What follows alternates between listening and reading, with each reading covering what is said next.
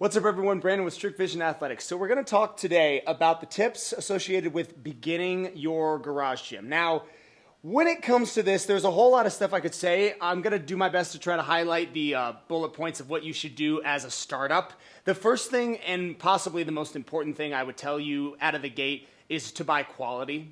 Buy quality over quantity. When we create garage gyms for clientele, that's the first thing I always address with them is that, look, if you've got a budget and let's say it's $65,000, I want to take that money and yes, I want to get you your best bang for your buck, but I want to make sure that the equipment I get for you is going to stand the test of time and continuously last rather than going about it the way I did when I first started. When I first started, I had a budget of about $40,000. Now, I took that and really stretched that budget as much as I could, and in doing so, ended up with equipment that ultimately, I wouldn't necessarily go so far as to say it was bad equipment, but it certainly wasn't the kind of stuff you see in here today.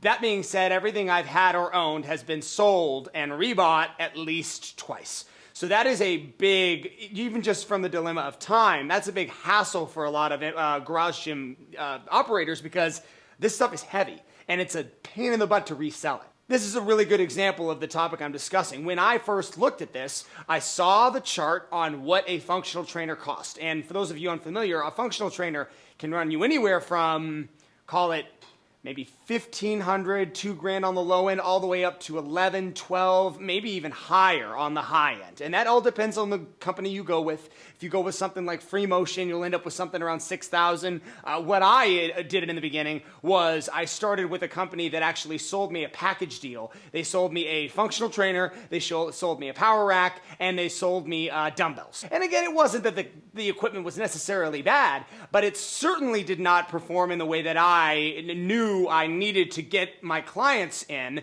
and I needed to have equipment that did certain things.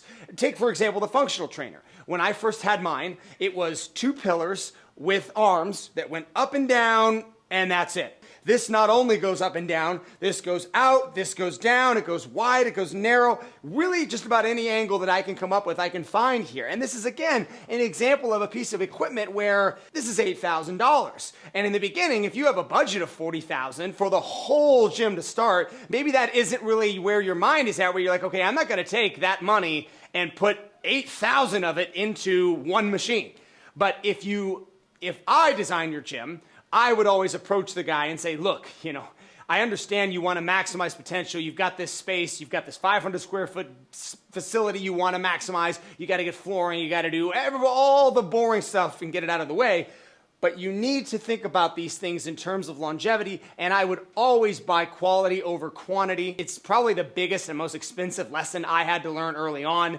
And so I try to cut that out with the people that I build for, and yeah, that's tip number 1. Now let's go talk about tip number 2. Tip number 2 is buy multi-use machinery. Now, this is coming into play, especially for those of you who are creating your gym out of your garage, out of your home, in a small space of any kind. You are going to want to select very specific pieces of equipment based on your training, based on the goals. If you are a trainer, what kind of clientele are you going to work with? But by and large, if you are operating out of a space, we'll just say you're operating out of a space where space may be an issue. Multi-use machinery is going to be your go-to selection when it comes to purchasing.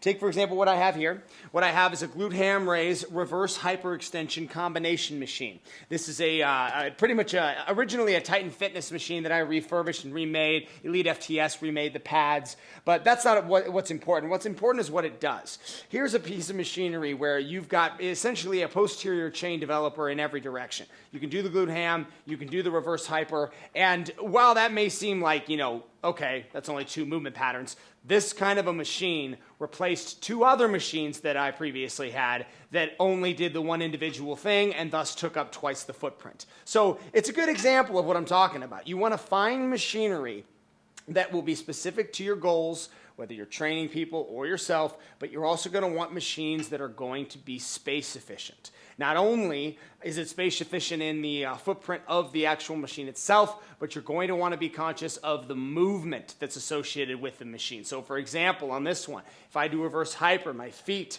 are going out to here. I'm going to need this space out here on the front. And that's why when it comes to organization, that's also important. It's not just the multi-use of the machine, but the space in which the machine will fit and how exactly you will be able to perform all the movements on the machine itself.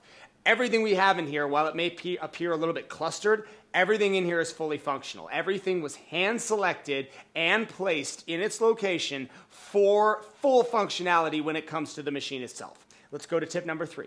So for tip number 3, what I'm going to say is this.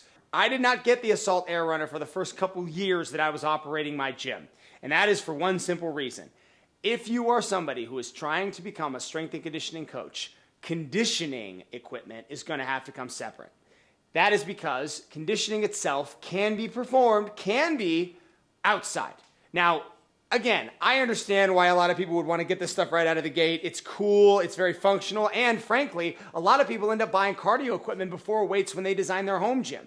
I don't agree with that. There is nothing stopping you from going out on a run outside. There is nothing stopping you from going on a hike. All of those things are free. You can just go out and do them, weather permitting. Now, this is nice. Again, this is a top-of-the-line treadmill. I really like it. In here, I have the Assault Air Runner. I've got the Assault Bike. I've got the Concept Row. I've got any number of other pieces of cardiovascular-based equipment, the hit axle, the sled outside by Torque Fitness. We've got the endless pool coming in the back. So all of these things are now cardiovascular-driven pieces of equipment for endurance. But that wasn't the way it was in the beginning. In the beginning, I knew, okay, I've got a budget. I've got to spend it on certain things. Where can I cut corners as far as getting what I need with the money I have? And the conclusion I drew was that, okay, in the beginning, I can't afford to buy a lot of cardio-based equipment because I need that money for my strength equipment, and I can always go run outside. That's the conclusion I drew at the beginning. A lot of people may not agree with me, and if I will say this as a small disclaimer, if you are a trainer who is going to be training specifically long-distance cardiovascular athletes, people who are doing endurance, triathletes, that sort of thing, maybe there's a little bit of room for interpretation there, and perhaps if I was dealing with that kind of a coach or that kind of a garage gym creation myself, then I would make an adjustment to my decision here, and I would go with cardio equipment. But by and large, if someone comes to me and says, hey, I want you to design my gym, I'm not including the Assault Air Runner. I'm not including the Assault Bike. Maybe the Assault Bike. I did get the Assault Bike first. I will say that. It just depends on the budget. But I will tell you that there are, at minimum, 6 other big ticket items I would include in the garage gym before I would put this. So that being said, take that with a grain of salt. I'm sure there's a lot of people out there that are going to disagree with me. But as far as it goes, when you have a budget and you're selecting the things you want, pick the things you absolutely must have. As time goes on, again, you want to do quality. You want to buy things that you can do in phases. And so cardio equipment isn't part of phase 1, at least in my opinion. That's it, guys. If you have any questions, any disagreements with my selection, I'm sure that last one is going to get me some heat online. But please let us know. Thank you for subscribing, and have a great day.